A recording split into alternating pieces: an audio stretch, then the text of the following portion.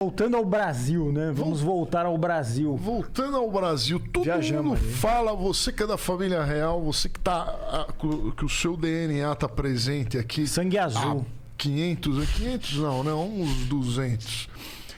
Todo mundo fala que o Brasil é o país do futuro. Desde que eu nasci. Desde que eu nasci. São 40 anos ouvindo a mesma história. Você acha que o Brasil é o país do futuro e ele vai melhorar? Eu acho que ele ainda é o país do futuro. Eu acho que ele ainda é. Infelizmente, ele já deveria estar realizando esse futuro. É um futuro bem distante. A gente não consegue realizar esse futuro. E eu acho que o que eu aponto no meu livro é exatamente o porquê que a gente não realiza nisso. Exatamente. Nesse potencial. Que é o nome do livro o porquê o Brasil é um país atrasado. Aliás, eu me faço essa pergunta todo dia. Eu acordo, abro a janela e falo, por que o Brasil é um país tão atrasado? Então vamos falar o porquê que eu queria que não fosse, viu? Eu não tô falando pra sacanear. Vamos falar o porquê que ele seria um país do futuro. Vamos lembrar o porquê. Boa. Bom, primeiro, o território continental. Isso é importante. País para ter recursos naturais e território, isso é fundamental. E território não só vasto, mas fértil. Então você tem ali a segurança alimentar. E você tem, debaixo do solo, você tem recurso mineral. Então você tem os dois. Um para fomentar a indústria, outro para fomentar a alimentação, segurança alimentar, ninguém vai morrer de fome. Então você tem ali um ambiente que você não depende de ninguém. Você pode se autossatisfazer durante décadas. Muito bem, então isso é outra coisa. Ele é próximo dos mercados, ele não está na Antártida, ele não está lá não é uma África do Sul, por exemplo, que está longe da Europa. Se bem que a África não está tão mal posicionada assim. Mas ela não está longe dos mercados. Acho que a China até está mais isolada ali. Depois a gente pode voltar para a China. Mais longe, tá? Né? Pode ser. Então, a China, na minha opinião, até tem um problema de proximidade geográfica maior do que o nosso. Então a gente não tem o problema geográfico da China, né? Comparativamente, Mongólia, então nem se fala, outros países ali da Ásia, nem se fala. E eles estão dominando. Paquistão tem indústria, todos os países, os tigres asiáticos têm crescido, etc. Cresceram debaixo dos nossos olhos ainda.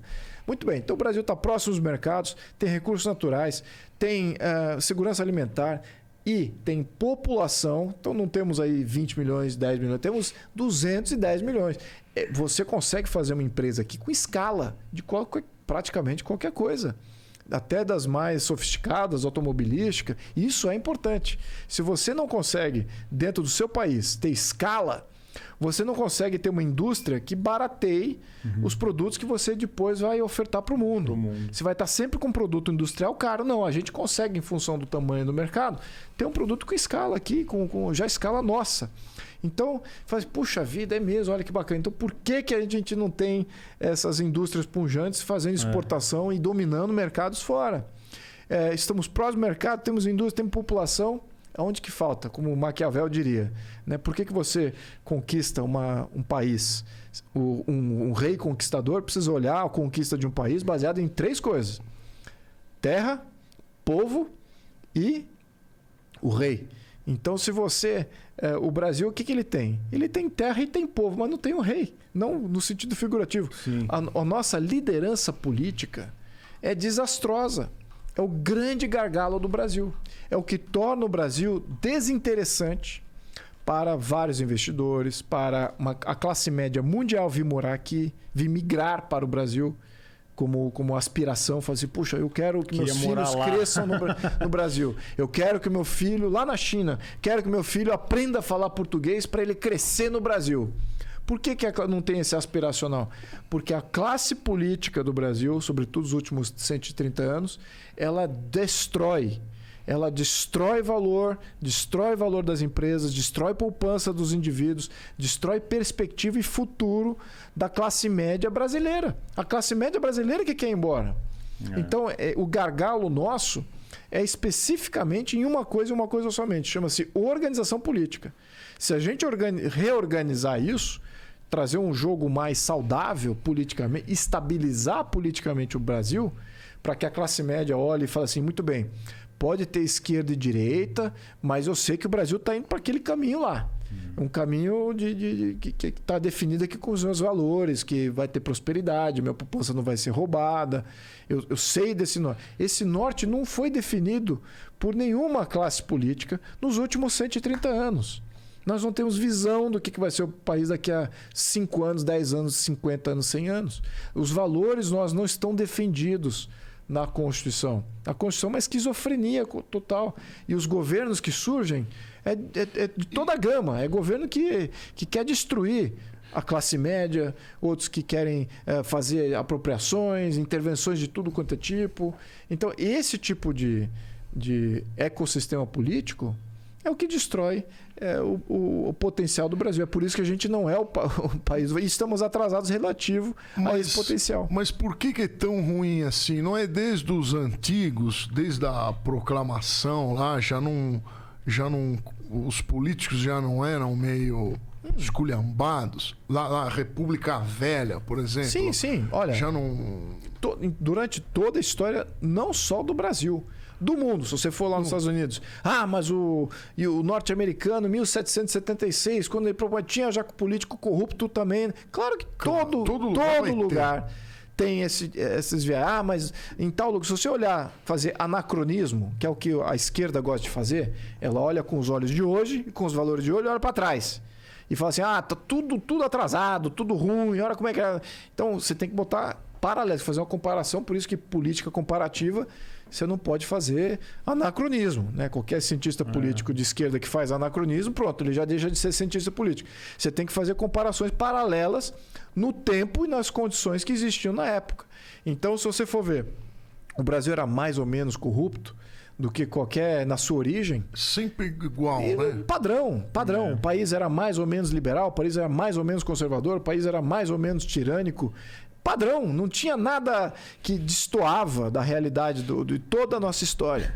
Né? Do descobrimento até a independência, a primeira Constituição do Brasil, o Brasil Império, nada que destoou. Agora, o que acontece? Para você criar cidadania, para você criar cidadão, você precisa efetivamente de uma classe política durante um bom tempo, algumas gerações, acreditando no Brasil, acreditando nas futuras gerações. E que essa classe política e a visão que eles tenham domine por muito tempo e permeie e enraize com a sociedade como um todo. E isso não se criou, né, no Brasil. O Pedro II, pode-se até dizer, eu vou trazer um pouquinho, ele tentou, ele viu que isso era necessário. Ele viu que já temos estabilidade no Brasil Império, era estável. Era estável, conseguia combater guerras fora tranquilamente. Internamente ele conseguia debelar qualquer levante de oligarquia local. Então ele estava tranquilo no sistema político interno e externo. Onde que ele não estava tranquilo? Eu preciso de uma sociedade aqui que veja isso como bom. Que veja que também, assim como eu estou vendo que é bom, essa sociedade precisa ver que isso é bom também. Então, a preocupação dele também, óbvio, não sei se com tanta consciência, mas também nessa linha, era da Princesa Isabel, de criar uma sociedade de verdade, né? De você ter esse fomento de defensoria do modelo político como sendo seu. Né? Tem que ser de cada brasileiro. O Brasil tem que ser... A Constituição tem que ser defendida por todo brasileiro. Não é uma elite política que vai ter. Tem que ser o brasileiro que fala assim, eu quero isso aqui, eu defendo isso aqui, porque isso aqui me protege. Isso não se criou em nenhum momento da nossa história. Tentou-se ali na passagem de Pedro II e Isabel, mas logo na sequência voltou a controle oligárquico, distante da sociedade. Quanto mais a sociedade fique fora desse jogo, melhor. Essa que é a visão dos oligarcas que, no fundo, foram substituídos nos últimos 130 anos. Hoje, o que você está vendo? Um despertar dessa sociedade falando assim, poxa, olha só, por que isso? Por que aquilo? Por que eu não tenho... por que meu voto é obrigatório? Né? Por que eu não posso me candidatar independente desses partidos aí que são todos corruptos na cabeça do brasileiro médio? Então, por quê? Então, isso tudo não foi disputado pela geração que veio anterior. Né? Onde é que estavam nossos pais, nossos avós na mobilização contra esses sistemas e esses arranjos que foram feitos.